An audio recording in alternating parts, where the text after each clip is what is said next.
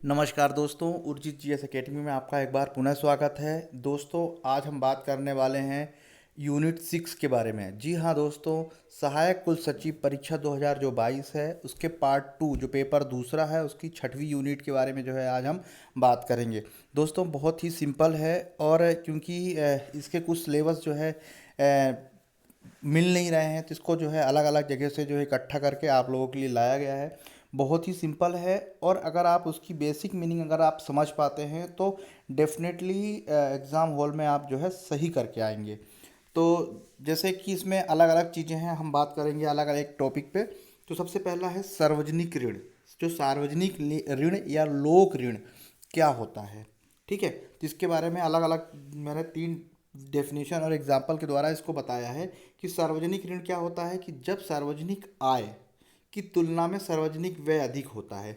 सार्वजनिक आय से मतलब क्या होता है, जो सरकार के पास जब जो है जो टैक्स से जो पैसे आते हैं, अगर उसकी तुलना में जो पैसे जितने पैसे आए उसकी तुलना में यदि खर्च ज़्यादा हुआ, तो खर्च ज़्यादा हुआ तो जो जो बीच का गैप होता है उसके भरने के लिए ही जो है सार्वजनिक ऋण या लोक ऋण या लोगों से उधार पैसे लिए जाते हैं, ठीक है, उसे ही सार्वजनिक ऋण कहा जाता है। ठीक है, अब हम इसको पढ़ते हैं कि जब सार्वजनिक ऋण हम ये देख रहे हैं सार्वजनिक ऋण, तो जब सार्वजनिक ऋण जो सार्वजनिक आय की तुलना में सार्वजनिक व्यय अधिक होता है तथा इस सार्वजनिक व्यय की पूर्ति के लिए सार्वजनिक ऋण लेकर की जाती है, इसे ही सार्वजनिक ऋण कहते हैं। ठीक है, यानी जब आय कम होती है और व्यय ज़्यादा हो जाता है तो उसके जो गैप को भरने के लिए जो हम लोन लेते हैं उसे ही उसे ही सार्वजनिक ऋण कहा जाता है या लोक ऋण कहा जाता है। दोस्तों, हम यूनिट 6 की बात कर रहे हैं, बहुत इंपॉर्टेंट है। यूनिट फर्स्ट हो चुका है या अब यूनिट 6 हमने लिया है। ठीक है, इसी तरह जो है हम सारी यूनिटों को, जो 10 यूनिट है, हम सारी कवर कर लेंगे, एग्जाम के पहले हम कवर कर लेंगे। ठीक है, तो इसलिए जो है, तो हम बात कर रहे थे सार्वजनिक ऋण के बारे में। तो ये होता है सार्वजनिक ऋण। इसको चलिए हम एक बार और दूसरे उसके दूसरे आयाम से समझते हैं। सरकार जब सार्वजनिक व्यय संबंधी आवश्यकता की पूर्ति करारोपण के द्वारा नहीं कर पाती, यानी कहने का मतलब है यहाँ पे जो करारोपण का मतलब यहाँ पे बेसिकली मतलब हो रहा है टैक्स से। जब सरकार क्या करती है, जो सार्वजनिक जो व्यय करती है और जो उसकी पूर्ति करारोपण से नहीं कर पाती तथा घाटे की वित्त व्यवस्था का भी सहारा लेती नहीं ले पाती। ठीक है दोस्तों, एक एक शब्द होता है घाटे की अर्थव्यवस्था। दोस्तों, कभी क्या होता है कि जब जो सरकार जो हम सरकारी योजनाएं बनाती हैं या जनता पे खर्च करती है, वो हमारे द्वारा पैसे के माध्यम से ही वो खर्च करती है।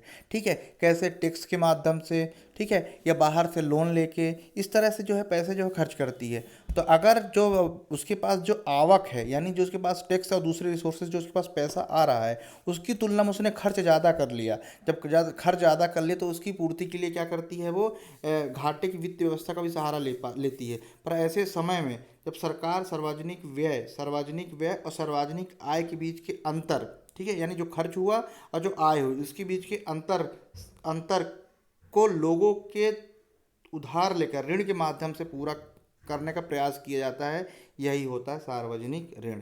ठीक है, बहुत महत्वपूर्ण है। अगर ये प्रश्न आया कि निम्नलिखित में सार्वजनिक ऋण या लोक ऋण क्या होता है, तो आपको ये बेसिक अगर डेफिनेशन आपको याद है तो आप आसानी से जो है इसको कर पाएंगे। अब एक और एग्जाम्पल के द्वारा मैं आपको बताता हूँ, इसीलिए मैंने अलग अलग 3 एग्जाम्पल लिए हैं जिससे कि आपको सार्वजनिक ऋण आपको बहुत ही आसानी से याद हो जाए। तो इस तरह सार्वजनिक ऋण का अर्थ होता है सरकार द्वारा लिए जाने वाले ऋण से है ना। सरकार द्वारा सार्वजनिक यानी ऋण यानी सरकार द्वारा द्वारा लिए जाने वाले ऋण या लोन से है। सरकार द्वारा अपने देश के अंदर और पूरे देशों के लिए दूसरे देशों से लिए गए ऋण को लोक या सार्वजनिक ऋण कहा जाता है। ठीक है, चाहे हमारे या देश के अंदर ऋण ले या दूसरे देशों से ऋण ले, ठीक है, जैसे वर्ल्ड बैंक होगा, एडीबी बैंक होगा, इनसे ऋण ले, ठीक है, तो वो जो होता है सार्वजनिक ऋण या लोक ऋण कहलाता है। ठीक है, ये पहला टॉपिक हुआ समाप्त, यानी सार्वजनिक ऋण बहुत महत्वपूर्ण है, आप इसे हमेशा जो है याद रखिएगा। सिंपल सा कंसेप्ट है, जब सार्वजनिक व्यय के लिए जो है, और जब सार्वजनिक व्यय और सार्वजनिक आय दोनों में जब डिफरेंस होता है, उसको बांटने के लिए सरकार क्या लेती है, लोन लेती है। ये पहली जो डेफिनेशन है। ठीक है, यानी आय की तुलना में व्यय अधिक होता है तो सार्वजनिक ऋण लिया जाता है या लोन लिया जाता है। अब दूसरा शब्द होता है अनुदान। बहुत महत्वपूर्ण है। ये ऐसे ही जो वर्ड मीनिंग होते हैं ये सिलेबस का ही मैं पढ़ा रहा हूँ आपको, यूनिट 6 में ही है। इसी से जो है क्वेश्चन बनते हैं और इसी का जो है इसी से प्रश्न पूछा जाता है। तो अनुदान का इंग्लिश में ग्रांट भी बोलते हैं, है ना। तो इसका मतलब होता है सरकार से मिलने वाली वित्तीय सहायता को ही अनुदान या आर्थिक मदद कहा जाता है, ठीक है। सरकार द्वारा, अब एग्जाम्पल के द्वारा हम देखते हैं, ये डेफिनेशन होगा कि सरकार से मिलने वाली वित्तीय सहायता को ही अनुदान कहा जाता है। अक्सर हम पेपरों में या न्यूज़ में सुनते हैं कि सरकार ने इतना अनुदान दिया, फलाने डिपार्टमेंट को या इस डिपार्टमेंट को सरकार के द्वारा इतना अनुदान प्राप्त हुआ। तो ये वही अनुदान है, ग्रांट, ये वही ग्रांट है जिसकी हम जो है बात कर रहे हैं। यानी सरकार से एक प्रकार की वित्तीय सहायता मिली, ठीक है, उसे ही या आर्थिक मदद मिली, तो उसे ही अनुदान कहा जाता है। सरकार द्वारा किसी उद्योग, अब एग्जाम्पल के द्वारा आप समझिएगा, सरकार द्वारा किसी उद्योग, व्यापार अथवा किसी व्यक्ति को विशिष्ट उद्देश्य पूर्ण लाभ पहुंचाने के उद्देश्य से कुछ नकद भुगतान करके उसकी आर्थिक क्रियाएं जारी रखने का प्रयास किया जाता है, इसे कहा जाता है अनुदान, ठीक है। तब इस नगद राशि को ही अनुदान कहा जाता है, तब इस नगद राशि को ही अनुदान कहा जाता है। दोस्तों ये राशि है, ठीक है। तब इस नगद राशि को क्या कहा जाता है, अनुदान कहा जाता है।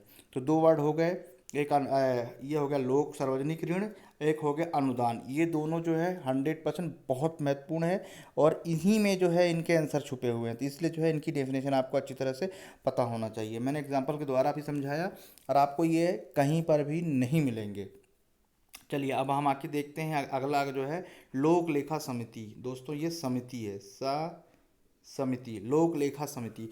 दोस्तों क्या होता है कि जो संसद होती है, संसद में बहुत सारे काम होते हैं। अब क्योंकि बहुत सारे मिनिस्टर भी होते हैं तो जो है काम बहुत सारे जब होते हैं तो क्या करती है गवर्नमेंट, जो वहाँ के संसद क्या करती है, लोकसभा अध्यक्ष क्या करते हैं कि कुछ काम का जो है बोझ कम हो, इसके लिए क्या करते हैं समितियां बना देते हैं, जिससे कि वो काम जो है समितियों के माध्यम से किया जाए। उन्हीं समितियों में से एक समिति होती है, बहुत सारी समितियां होती हैं, ठीक है, लेकिन प्रमुख समिति है लोक लेखा समिति, जो है जो बहुत सारी समितियों में से एक सबसे प्रमुख समिति है लोक लेखा समिति। और इसके अलावा बहुत सारी समिति है, प्रकलन सबकी, उपक्रम समिति, इस टाइप की बहुत सारी समितियां हैं। तो संसद का बोझ कम करने के लिए, ठीक है, और जिससे कि समय पर वो कार्य पूरा हो सके, इसके लिए जो है अ, लोकसभा अध्यक्ष समितियों का गठन करते हैं, ठीक है। उन्हीं समितियों में से एक है लोक लेखा समिति। दोस्तों बहुत महत्वपूर्ण है ये लोक लेखा समिति, ठीक है। ये जीएस के पर्पस में भी बहुत इंपॉर्टेंट है, बहुत बार जो है पूछी जा चुकी है और इस बार जो है पूछे जाने की पूरी जो है संभावना है, इसलिए जो है इसको जो है ध्यान रखेंगे लोक लेखा समिति। हमने इसे पॉलिटी में भी जो है पढ़ा होगा। तो लोक लेखा समिति को इसे बोलते हैं पब्लिक अकाउंट कमेटी, यानी पीएसी, ठीक है, पीएसी भारतीय संसद के कुछ चुने हुए सदस्यों वाली समिति है जो भारत सरकार के खर्चों का लेखा परीक्षण करती है। इसका मेन काम होता है ऑडिटिंग करती है, ऑडिटिंग करती है। ध्यान रखिए, मैं आगे बताऊंगा मैंने ये वर्ड क्यों कहा, ठीक है। यानी लोक लेखा समिति क्या होती है, भारतीय संसद की कुछ चुने हुए सदस्यों वाली समिति है। भाई इसमें लोकसभा और राज्यसभा के मेंबर होते हैं जो चुने हुए होते हैं और जो भारत के सरकारी खर्चों के, जो सरकारी खर्चों के जो है लेखा जोखा करती है। दोस्तों चाहे गवर्नमेंट हो या किसी डिपार्टमेंट का हो, हर समिति मतलब उसमें जो है उनका ऑडिट होता है कि भाई खर्चा आप इतना कर रहे हैं तो कैसे कर रहे हैं, जिससे अनियमितता ना हो, ठीक है। नहीं तो इतना पैसा आता है, अगर कोई उसका कोई लेखा जोखा नहीं होगा तो कितना आया कितना गया ये किसी को पता नहीं होगा और इसमें जो है भ्रष्टाचार या धोखाधड़ी होने की पूरी संभावना है, पारदर्शिता नहीं हो पाएगी। तो ये समिति क्या करती है, खर्चों का लेखा जोखा जो है करती है, सरकार कितना क्या खर्च कर रही है। इसके बाद जो है थोड़ा इसके बारे में जान लेते हैं, काफ़ी इंपॉर्टेंट है, ये प्रश्न पूछा बिल्कुल जा सकता है। लोक लेखा समिति को वर्ष 2021 में भारत जो सरकार अधिनियम है, ठीक है, ये अधिनियम है, भारत सरकार अधिनियम है, इसको अधिनियम पढ़ा जाए। लोक लेखा समिति को वर्ष 2021 में भारत शासन अधिनियम जो है 1919 था के माध्यम से गठित किया गया है। ये आज की नहीं, बहुत पुरानी समिति है। पीएसी समिति जो है पब्लिक अकाउंट कमेटी जो है बहुत पुरानी समिति है, 2019 में गठित की गई थी और जो भारत शासन अधिनियम 1919 था उसके तहत इसका गठन किया गया है। तो ये प्रश्न पूछा जा सकता है कि लोक लेखा समिति किस शासन अधिनियम के तहत किया गया है और कब किया गया है। तो 1921 में भारत शासन अधिनियम जो है 1919 के तहत जो है किया गया, जिसे मैनफोर्ड सुधार के नाम से भी जाना जाता है। दोस्तों मैनफोर्ड कौन थे, आप कमेंट्स बॉक्स में मुझे बताएंगे, उम्मीद करता हूँ आप लोग ज़रूर बताएंगे और आप लोग को पता भी होगा। ये हिस्ट्री का थोड़ा सा जो है ये भाग है। तो इसे मैनफोर्ड का जो है सुधार भी कहा जाता है। इसकी चलिए इसके बारे में हम देख लेते हैं। तो लोक लेखा समिति का जो गठन है प्रतिवर्ष होता है, लोकसभा अध्यक्ष करते हैं। ठीक है, लोकसभा अध्यक्ष जो है के माध्यम से किया जाता है और प्रतिवर्ष किया जाता है। अब लोग ये दोस्तों ये जो है ना ये बेसिकली समिति है, आप इसको समिति ही पढ़ें।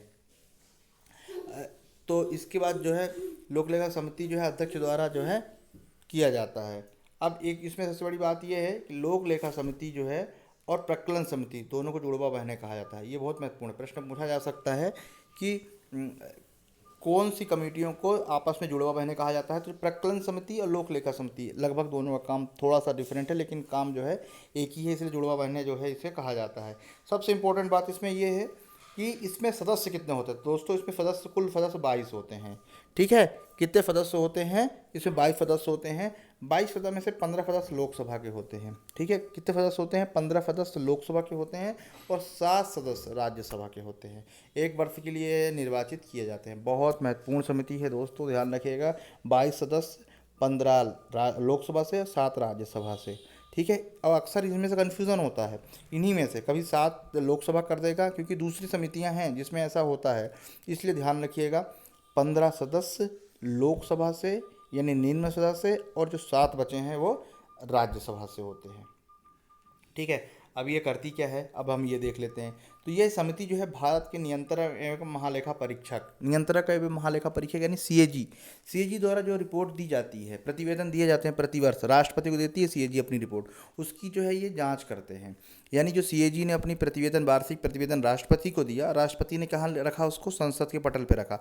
अब संसद के जो पटल पर रखा जाता है सीएजी की रिपोर्ट को, उसकी जाँच करती है। अब यही काम जो है अलग से करना पड़ता, तो क्या करती हैं जो सभापति हैं, लोकसभा अध्यक्ष हैं, उसके लिए गठित समिति कर देते हैं कि ये समिति जो है इसकी जांच करे। ठीक है, कोई मंत्रिमंडल या कोई मंत्री ये ना करके एक समिति गठित कर दी जिससे कि ये काम थोड़ा सा जल्दी हो जाए, और इसीलिए समिति बनाई जाती है।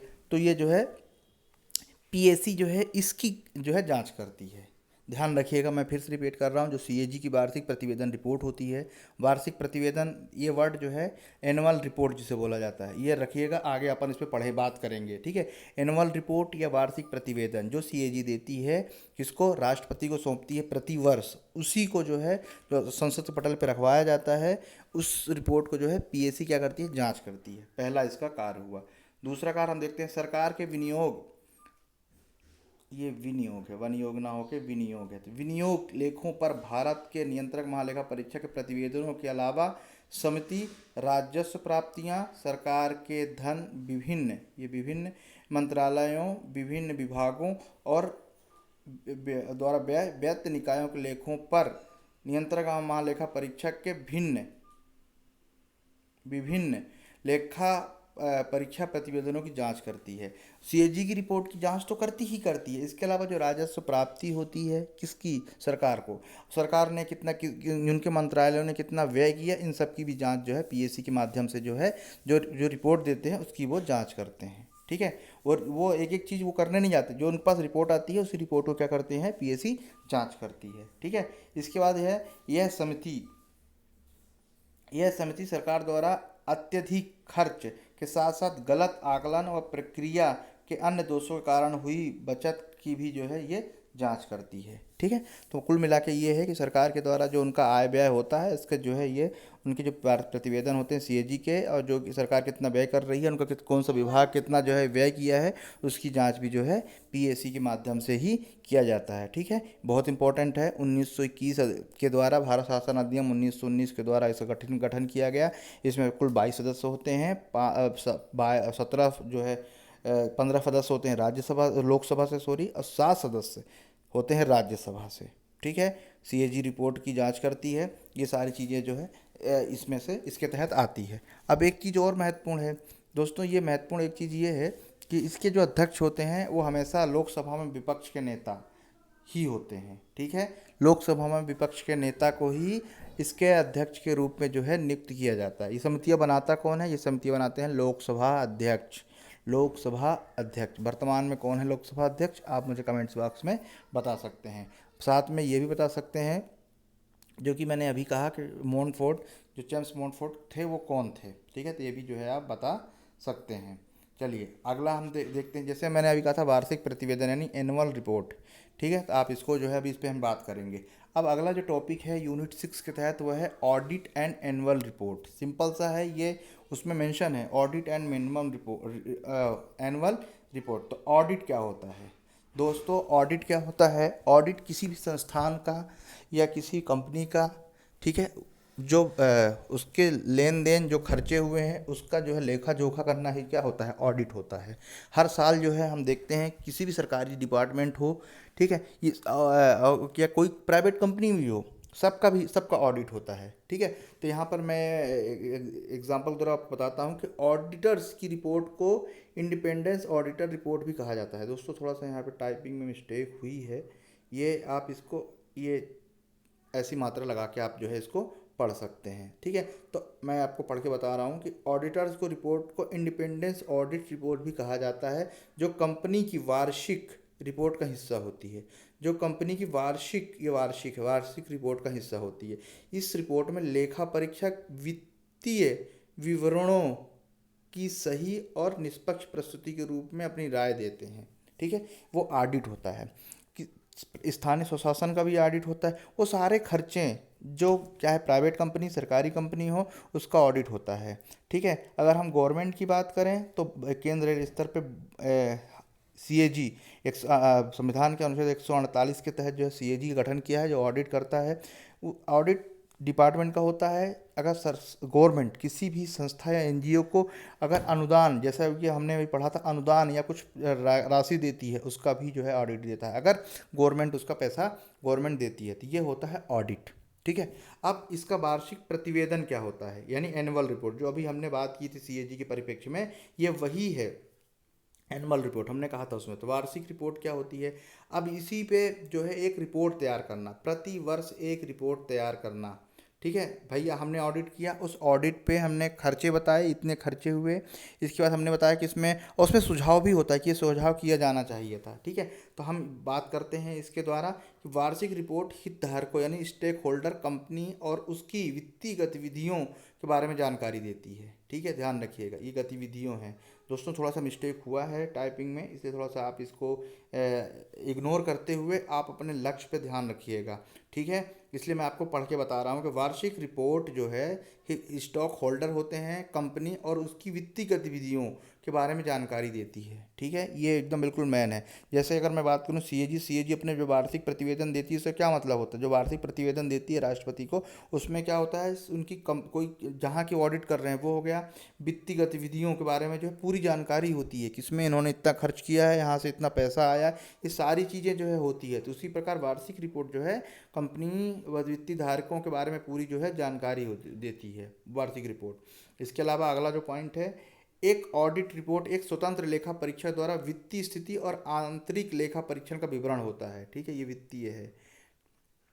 ऑडिट रिपोर्ट क्या होती है? एक स्वतंत्र लेखा परीक्षक यानी